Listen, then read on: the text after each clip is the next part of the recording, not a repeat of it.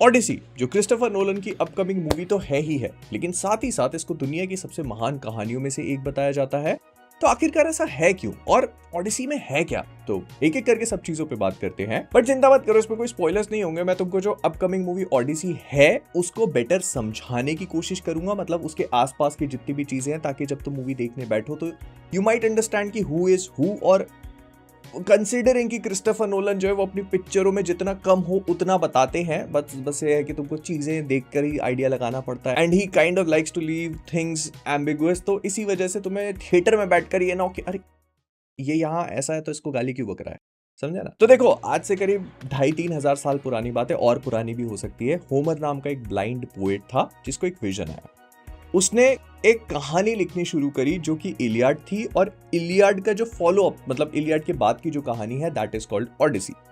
अब ओडिसी पे जाने से पहले हम लोग इलियाड के ऊपर बात करेंगे, क्योंकि वो मेन मैटर है। ओडिसी तो अपने को पिक्चर में पता चल ही जाएगा। तो इलियाड बेसिकली ट्रॉय के वॉर की कहानी है। तुम बस इतना समझ लो कि ग्रीस और ट्रॉय दो अलग अलग किंगडम्स हैं। अगर मॉडर्न टाइम पे बात करूं तो ट्रॉय शायद टर्की में कहीं होगा ना। जो ट्रॉय का मेन किंग है प्रियम, उसके 3 बच्चे होते हैं। सबसे पहला प्रिंस हेनरी, दूसरी कैसेंड्रा, तीसरा होता है पेरिस। अब पेरिस को लेकर ना एक छोटी सी ट्रिक होती है। इनके 2 बच्चे होने के बाद इनकी जो वाइफ होती है, इसको एक प्रोफेसी बताई जाती है जिसके हिसाब से इसका जो तीसरा बच्चा है वो ट्रॉय के फॉल के लिए रिस्पॉन्सिबल होगा, मतलब वही ट्रॉय को तबाह करेगा। तो ये डर के मारे क्या करती है कि अपने तीसरे बच्चे को एक शेपर्ड को दे देती है, बोल करके कि भाई तू इसको पाल ले, मारना है तो मार भी सकता है। तो शेपर्ड उसको मार नहीं पाता, उसको वो अपने शेपर्ड की तरह ही बचपन से पालता है। तो ये हो गया ट्रॉय के किंगडम की बात। अब हम लोग आते हैं ग्रीस में, जहां पर जूस की एक बास्टर्ड चाइल्ड, मान लो एक बच्ची होती है। इसका नाम होता है हेलेन। हेलेन के बारे में ये कहा जाता है कि दुनिया की सबसे खूबसूरत महिला है। अब एक बार एक ग्रीक पैंथियन में शादी हो रही होती है, तो उस टाइम पर सारे के सारे गॉड्स को इनवाइट किया जाता है सिवाय एरिस के। अब एरिस जो होती है, ये एरिस गॉड ऑफ वॉर से कंफ्यूज मत करना। एरिस इज डिफरेंट, ये गॉडेस ऑफ केओस कही जाती है, और डिस्पेयर, मतलब जहां ये जाएगी सिर्फ केओस क्रिएट करेगी। मतलब वो कड़वे फूफा की तरह होता है ना, वो जहां जाता है कलेश कर देता है, इसीलिए शादी में भी नहीं बुलाते। तो this is the entire premise. तो एरिस को पता चल जाता है कि शादी हो रही है और मुझको इनवाइट नहीं किया गया। तो वो क्या करती है, ट्रिकरी से एक गोल्डन एप्पल जमीन पे फेंक देती है। उस पे लिखा होता है कि ये सबसे खूबसूरत के लिए है। तो इस चीज को लेकर हेरा, अथीना और एफ्रोडाइटी, 3 गॉडेसेस के बीच में थोड़ा वो ऐसे हल्का माइल्ड कलेश होने लगता है। तो ये लोग जाते हैं जूस के पास, बोलते हैं कि आप बताइए कि हम में से सबसे सुंदर कौन है, वही इस सेब की हकदार होगी। तो जूस कहता है ये चीज मेरे पर मत डालो, मैं एक रैंडम आदमी पिक कर लेता हूँ। वो रैंडम आदमी कौन होता है? एक शेपर्ड जिसका नाम था Paris. Now you might remember कि पेरिस कौन है। तो ये तीनों जब पेरिस के पास पहुंचती हैं तो उसको लालच देने की कोशिश करती है। कहती है कि हम आपको पूरे यूरोप का बादशाह बना देंगे। दूसरी कहती है कि तुमको सबसे स्किलफुल वॉरियर बना दिया जाएगा। तीसरी एफ्रोडाइटी बहुत शानी थी, उसको पता था कि मर्द है, मर्द को क्या चाहिए होता है। तो वो उसको कहती है कि अगर तुम मुझे चूज कर लेते हो तो मैं तुमको दुनिया की सबसे खूबसूरत महिला दे दूंगी। Paris picks. अब तुम्हें सोचने की जरूरत भी नहीं है, अगर मेरे जैसा होता तो मैं राजा बनना प्रेफर करता, लेकिन पेरिस इज लाइक यार एफ्रोडाइटी सबसे खूबसूरत है। तो बस वो उसको हेलेन दे देती है, मतलब हेलेन को सिड्यूस करने का तरीका दे देती है। Now the catch is Helen is already married, और किसी छोटे मोटे इंसान से नहीं, one of the most fiercest Spartan Menelaus से, जो कि एगेमेम्नन का भाई है। Agamemnon is Spartan king. और ये शादी ऐसे नहीं हुई है, प्रॉपर सारे सूटर्स आए थे और उसमें से हेलेन ने एक को चूज किया है, और उसके पीछे भी बहुत लंबी कहानी है। Odysseus was also one of them. तो हेलेन शादी करके मेनेलियस के साथ में रह रही है। इस बीच पेरिस आता है और उसको उठा करके ले जाता है। Now it sounds very easy, लेकिन बस वो कर लेता है, ठीक है, इतना समझ लो तुम।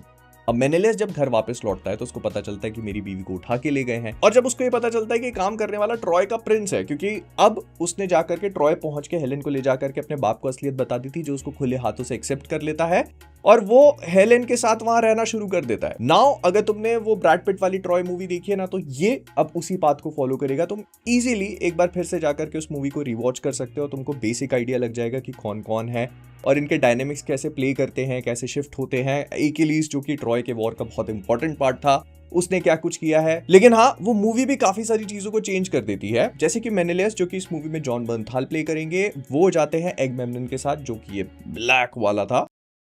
ये पहुंचते हैं ओडिसियस के घर। ओडिसियस इथिका का रूलर है and he is very happy where he is. उसका एक छोटा सा बच्चा है, उसकी क्वीन है and they are very happy. लेकिन ओडिसियस सिर्फ एक वॉरियर नहीं है, ये बहुत ही ज्यादा कनिंग होता है। कनिंग मतलब शातिर, ऐसा नहीं कि स्मार्ट है, शातिर होता है। ये इसको मालूम है कि टेढ़ी चीजें करके जो काम चाहिए उसको कैसे निकलवाना है।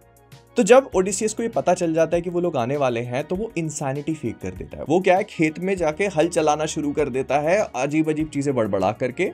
लेकिन मेनेलियस और एगमेम्नन जानते थे कि कितना हरामी टाइप का है, तो वो क्या करते हैं कि उसका न्यूबॉर्न चाइल्ड जो होता है वो उसके हल के सामने रख देते हैं। तो बस ओडिसियस का पूरा फसाड वहीं टूट जाता है। एंड ये सब ओडिसियस इसलिए कर रहा था क्योंकि उसे ये ट्रॉय का वॉर ज्वाइन नहीं करना था। उसके पर्सनल स्टेक्स नहीं लगे थे और वो अपनी लाइफ में खुश था। प्लस जो वहां की ऑरेकल है वो ओडिसियस को बता देती हैं कि अगर तुम ये वॉर लड़ने के लिए गए तो तुम 20 साल वापस नहीं लौटोगे। एंड ओडिसियस अपने बेटे का चाइल्डहुड, उसकी टीनेज लाइफ, ये सारी चीजें मिस नहीं करना चाहता था, बट फिर भी उसे जाना पड़ता है ना। ये सब लोग मिलके एकिलीज, एजैक्स, इन सारे वॉरियर्स को अपनी टीम में लेते हैं और अटैक कर देते हैं ट्रॉय पे। लेकिन ये इतना सिंपल नहीं है क्योंकि ट्रॉय की वॉल्स आर बेसिकली प्रैक्टिकली इनपेनिट्रेबल। तो ये लोग कई सालों तक बस ट्रॉय के बाहर खड़े होकर गोला बारूद फायर करते रहते हैं, अटैक करते हैं। इसमें इनको फाइनेंशियल लॉस होता है, आदमियों का लॉस होता है। एकिलीज जो इतना फियर्स वॉरियर था वो भी एगमेम्नन की साइड से लड़ रहा था।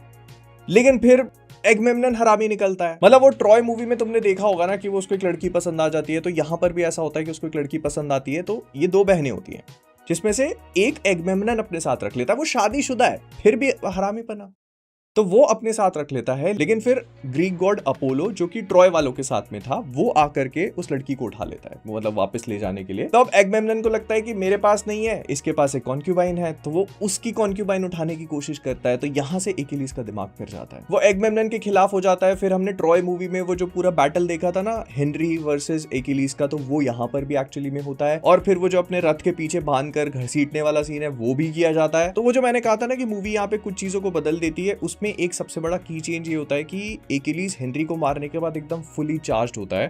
ही क्रेव्ड वॉर, तो वो जाता है ट्रॉय की दीवारों को पेनिट्रेट करने। एंड ट्रॉय वालों को पता था कि भाई अगर इसने ठान ली तो वी आर फक्ड।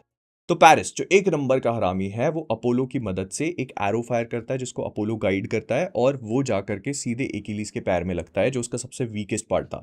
वो महाभारत वाली कहानी है ना दुर्योधन की, तो यहाँ पर भी वही सेम चीज है कि एकिलीज को ऐसा बोला जाता है कि बचपन में उसकी माँ ने रिवर स्टिक्स में डुबाया था, जो कि अंडरवर्ल्ड में है ग्रीक माइथोलॉजी के हिसाब से, और इस वजह से उसकी पूरी बॉडी इनवल्नरेबल थी सिवाय उसके हील्स के। वो एकिलीज हील वाली जो कहावत है, तो उसकी बॉडी का वीकेस्ट पार्ट अपोलो को मालूम था और उसने वहीं पर वार करवाया।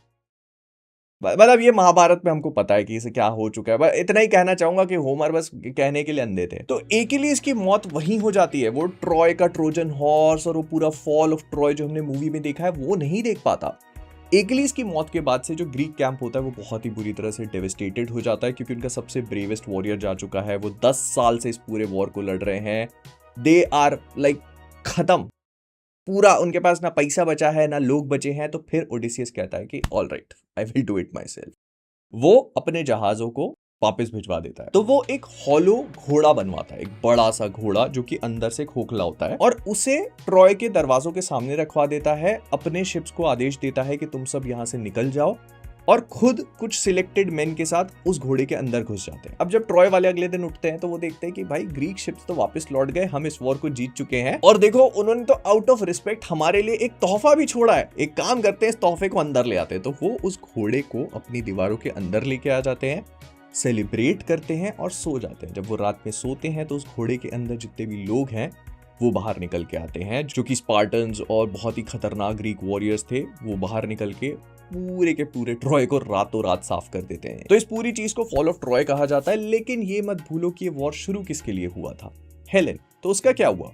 तो इस बीच और भी बहुत सारी चीजें होती है। मेनेलियस और पेरिस के बीच में एक डुएल होता है जिसमें मेनेलियस पेरिस को बहुत गंदा पेलता है क्योंकि उसको वो तो भाई शेपर्ड था, हरामी शेपर्ड। तो वो ऑलमोस्ट मरने वाला था, लेकिन वो एफ्रोडाइटी, वही हुआ था ना सेब वाला कांड, तो वो उठा करके उसको बचा लेती है। लेकिन हेलेन ये सारी चीजें देख लेती है और उसको समझ में आता है भाई यार इसमें तो दम नहीं है, मेरा पति बढ़िया है। तो उसका पेरिस पे वैसे ही कॉन्फिडेंस खत्म हो चुका था, और जब वो एकिलीज को मारता है ना, तो उस मौके का फायदा उठाकर वो लोग पेरिस को मार देते हैं। मतलब जो स्पार्टन्स होते हैं वो पेरिस को निपटा देते हैं। तो with Paris out of the way, Menelaus अंदर घुसता है, अपनी बीवी को उठा करके वापस लेके जाता है।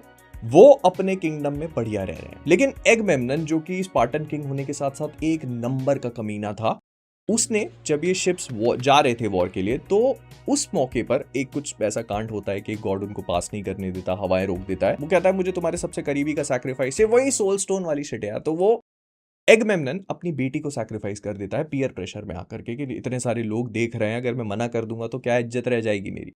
तो जब एगमेम्नन अपने घर वापस पहुंचता है ना, उसकी बीवी निपटा देती है उसको। तो मेनेलियस अपने घर पहुंच गया, एगमेम्नन भी अपने घर पहुंच गया, लेकिन मतलब जिंदा बचा कि नहीं वो इंपॉर्टेंट नहीं है। इंपॉर्टेंट है ओडिसियस। उसने ट्रोजन हॉर्स वाला पूरा प्लान क्रिएट किया, ग्रीक्स को जिता दिया। अब जब उसके घर लौटने की बारी आती है पूरे 10 साल बाद, तो उसके जीवन में कांड होने शुरू हो जाते हैं। तुम ये समझ लो कि वो लोग एक आइलैंड पे ब्रेक लेने के लिए रुकते हैं, एक गुफा में जाते हैं, वहां पर उनको एक साइक्लॉप्स मिलता है, उस साइक्लॉप्स के साथ में कुछ कांड हो जाते हैं।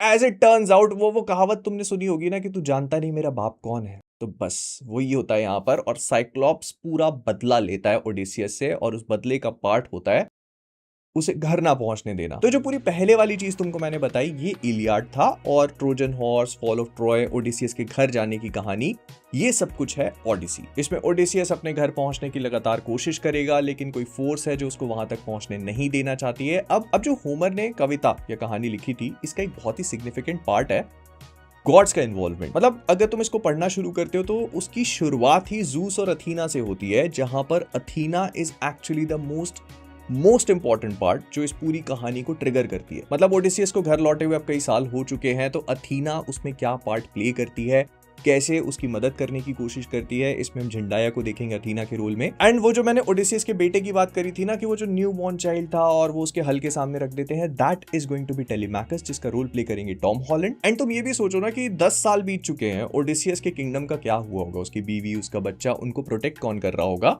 तो यहां पर आता है रॉबर्ट पैटिंसन का कैरेक्टर एंटोनियस। नहीं, वो उनको प्रोटेक्ट नहीं कर रहा, वही तो हरामी है। तो बेसिकली ओडिसियस को गए हुए कई साल हो चुके हैं, वो समुद्र में खो सा चुका है, वापस घर नहीं आया है, तो लोग उसको मानने लगे कि ये मर गया। तो ऐसे में ओडिसियस की वाइफ पेनेलोपी से शादी करने के लिए कई सारे सूटर्स आ जाते हैं, और उनमें सबसे कमीना होता है एंटोनियस, जो ओडिसियस के घर, उसके किंगडम, उसके वेल्थ, उसका जितना भी खाना पीने का सामान है, सब चीजों को प्लंडर करते हैं और सिर्फ बर्बादी करने आए। तो अब वो कौन सी चीज है जो ओडिसियस को घर वापस लौटने नहीं दे रही है, उसके रास्ते में कौन कौन सी प्रॉब्लम्स आने वाली हैं, वो उनको ओवरकम कैसे करेगा या कर भी पाएगा या नहीं, और इस पूरे प्रोसेस में उसको कितना समय निकल जाएगा, ये सब चीजें तुमको ओडिसी देख कर ही पता चलेगा। आई जस्ट थॉट कि एटलीस्ट एक बैकग्राउंड होना चाहिए, क्योंकि बिल्कुल भी हैरान मत होना अगर ये ओडिसी पूरी क्रिस्टोफर नोलन वाली कहानी एंड से शुरू होती है तो, बिकॉज यू नो कि वो कहानी को लीनियर रखना पसंद नहीं करते हैं। तो इसी वजह से तुमको बहुत सारी चीजें मूवी में क्लियरली एक्सप्लेन नहीं करी जाएंगी, बहुत सारी सीक्वेंसेस फ्लैशबैक में होंगी। तो ऐसे में आई होप कि वीडियो तुमको थोड़ा बैकग्राउंड सेट करने में मदद करेगा। अगर करेगा तो प्लीज सब्सक्राइब। मैं मिलता हूं तुमसे अगले वाले में। टाटा।